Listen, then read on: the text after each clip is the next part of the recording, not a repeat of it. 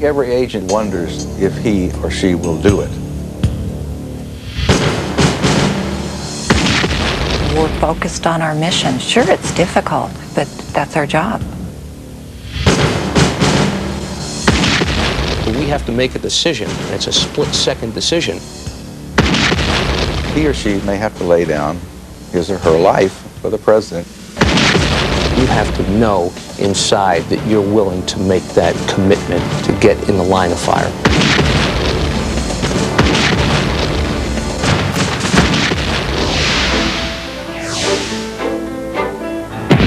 One of the most visible jobs performed by the Secret Service is that of protection, especially protecting the residents of that house. Hello, I'm Bob Snow, former Assistant Director with the United States Secret Service. For over 25 years, my duties included protection, criminal investigation, and administration for the service. Most recently, I was the technical advisor on the movie In the Line of Fire. That's a movie that dispels many of the myths about the Secret Service and deals with the day-to-day problems of the agent.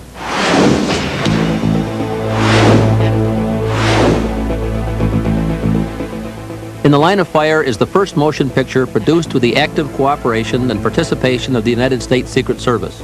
Clint Eastwood stars as Secret Service agent Frank Horrigan, the only agent still active who was on duty in Dallas, Texas the day President John F. Kennedy was assassinated.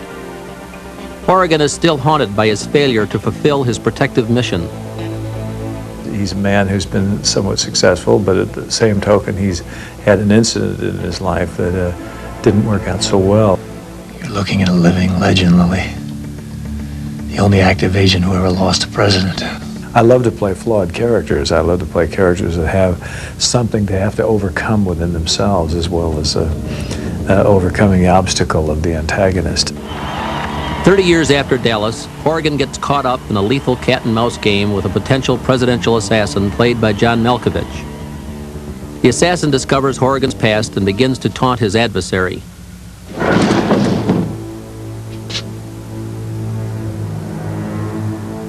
Oh my God. That's you. Through a series of tense phone calls, the assassin lures Horrigan into his deadly game. McCrawley? Why not call me Booth? Why not Oswald? Because Booth had flair, panache. Believed to the stage after he shot Lincoln. This time, history must not repeat itself. To protect the president from the assassin's lethal plan, Frank Horrigan is prepared to sacrifice his own life. It's a strange mentality, too, the Secret Service. What kind of person would actually want to throw themselves in front of somebody that they might not even like? But that's part of their duty, to protect. Gun! Get down! Get down!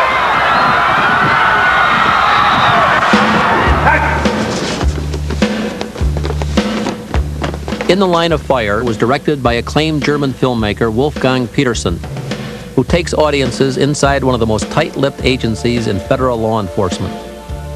With the assistance of the Secret Service, the filmmakers took their cameras to the streets of Washington and also recreated the world of presidential travel, where a virtual army of police, agents, and others are put on the road to safeguard the president.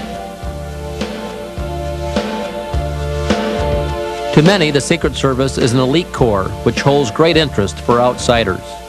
Secret Service is a fascinating word for me.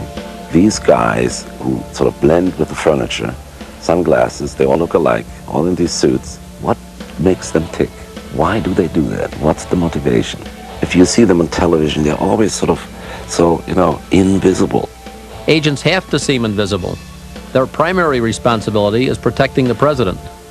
Frank Horrigan understands and takes his responsibility seriously, and yet is a bit of a maverick who may be out of touch with the more sensitive demands of the job.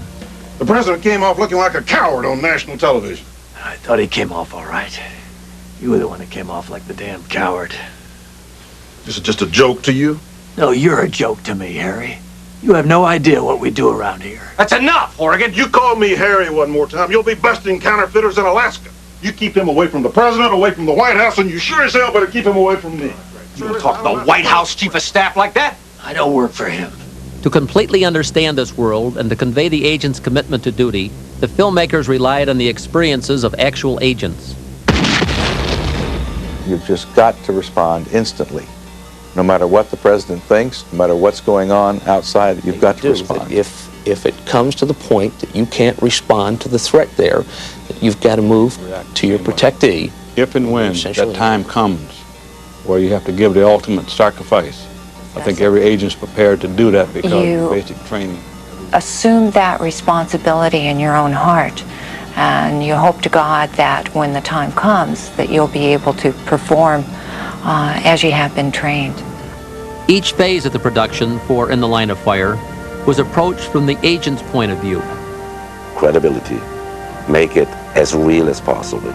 I was adamant about it from the very beginning. Well, it's probably the most realistic view of how the Secret Service works, just in their daily activities. I mean, the sort of the reality of it, and also ultimately the heroism that's involved. This was kind of unique to us, that somebody wanted to come in and wanted to lend the level of realism and to accurately portray what we do. Nothing could be more real than the experiences of Agent Frank Horrigan. He was one of the agents, very young at that time, standing on the follow-up limousine where the agents were following Kennedy's limousine. He does feel a sense of regret for that day, and the movie is really about redemption for not having done more that day. God, that was a beautiful day. The sun was out. Been raining all morning. The air was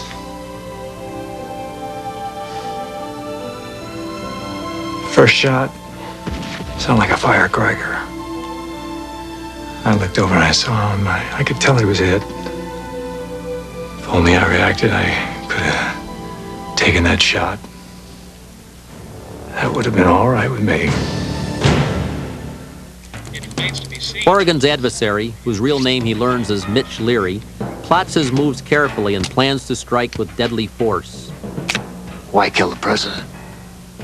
To punctuate the dreariness. His view of the world, I think, is fairly clear. That, you know, the world is no good and he's been betrayed, and he's trained and capable of doing something to exact a price for that betrayal. What do you see when you're in the dark and the demons come? I see you, Frank. I see you standing over the grave of another dead president. That's not gonna happen. It's cat and mouse, but Leary feels that he's got the upper hand. He's playing out a game, and it's obviously giving him great satisfaction. Horrigan believes Leary's twisted plan is real, and he begins to track the potential killer, working closely with Special Agent Lily Raines. Actress Renee Rousseau actually studied with female agents, which helped add to the realism of her character. I sort of had some preconceived ideas that maybe these would be pretty tough women, but it ran the gamut, it really did. They didn't want me in a skirt. They wanted to make sure that I had pants on, that I had the right kind of shoes on, and that I had the right attitude. Hello? Lily? Secretaries get prettier and prettier around here. And the field agents get older and older. I think that she falls in love with his humor, and I think that she's probably used to being around men who take themselves very seriously, and he doesn't. Would you care to dance? Perhaps some other time. I get off in a couple hours. What are you looking at? I was just wondering where you hide your firearm. Don't tell me. Let me guess. You've probably never seen him that vulnerable, that endearing with a woman. So if I'm here to court the feminist vote, what demographics do you represent? See, white piano-playing heterosexuals over the age of 50. There ain't a whole lot of us, but we do have a powerful army. Okay, well, thanks for the ice cream. See ya. You're welcome. If she looks back, that means she's interested.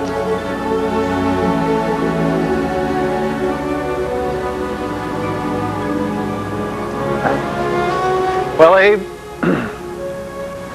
damn, wish I could have been there for you, pal.